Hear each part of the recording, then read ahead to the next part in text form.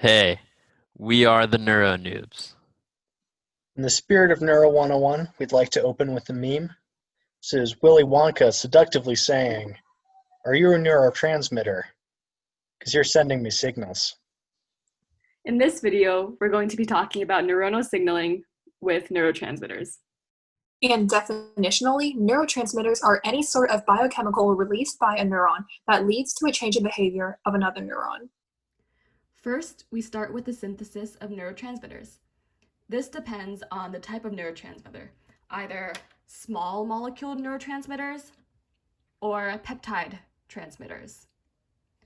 With small molecule transmitters, their enzymes are synthesized in the cell body. These enzymes are transported down the axon to the precursor of the small molecule neurotransmitter. So the small molecule neurotransmitters can then be synthesized at the synaptic terminal. Meanwhile, peptide neurotransmitters are synthesized in the cell body themselves and are then transported down the axon themselves. Neurotransmitters are packaged into synaptic vesicles. Where a neurotransmitter is packaged depends on its type. Peptide neurotransmitters are packaged in the cell body, while small molecule neurotransmitters are packaged in the terminal. All vesicles in a given neuron and of the same neurotransmitter type contain the same amount of neurotransmitter. This ensures a reliable amount of neurotransmitter is released into the synapse. This allows the neuron to regulate neurotransmitter release amounts. To be released, neurotransmitters are transported from their packaging areas to the various pools.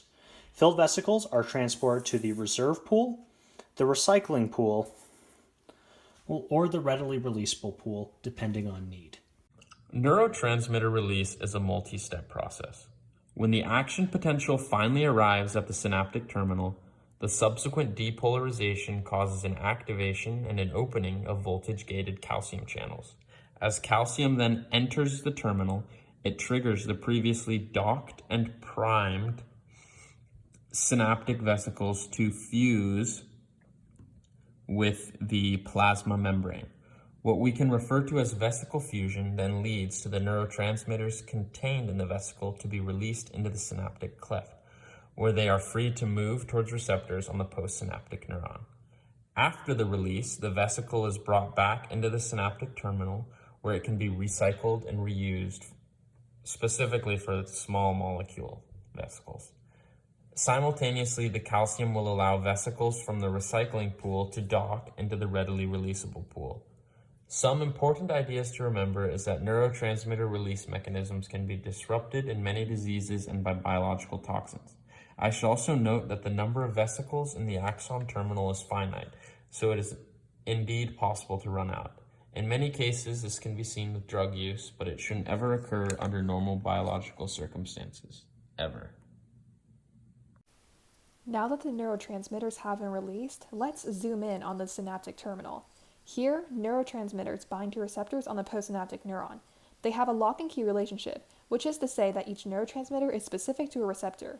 And even if the receptor has multiple types, such as D1 versus D5 dopamine receptors, neurotransmitters will not bind outside their specified receptor. To better predict the outcome of neurotransmitter release, we must first know the two classes of receptors, ionotropic and metabotropic. Ionotropic receptors directly lead to the opening of ion channels, and their effects are fast and short-lasting, creating inhibitory or excitatory postsynaptic potentials when they bind. Receptors vary in the amount and type of ion that they transport, as well as their open time and their binding affinity. Metabotropic receptors, however, are more indirect, and their effects are slower and longer lasting. They change the way the postsynaptic neuron functions for a while, such as by changing gene expression or the number of receptors on the cell membrane.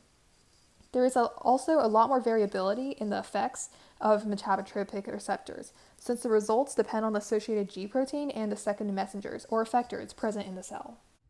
So how are these neurotransmitters deactivated after they're released? There are two ways to deactivate neurotransmitters. The first is to break down the neurotransmitters in the synapse. This is the mechanism for acetylcholine, which is degraded by the enzyme acetylcholine esterase into choline and acetic acid. Choline can then actually go into the presynaptic neuron to be made into acetylcholine again. And of course, once it's released, it can then be broken down again. The second method of deactivation is reuptake. In this case, there are transporters on the presynaptic membrane that remove neurotransmitters from the synaptic cleft and return them to the presynaptic neuron for re-release.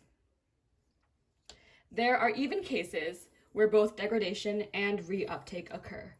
For example, monoamine oxidase, or MAO, can be found both in the synapse and in the presynaptic neuron. Neurotransmitters can be degraded by MAO, or reuptake can occur, and MAO can act on the neurotransmitter inside the presynaptic neuron.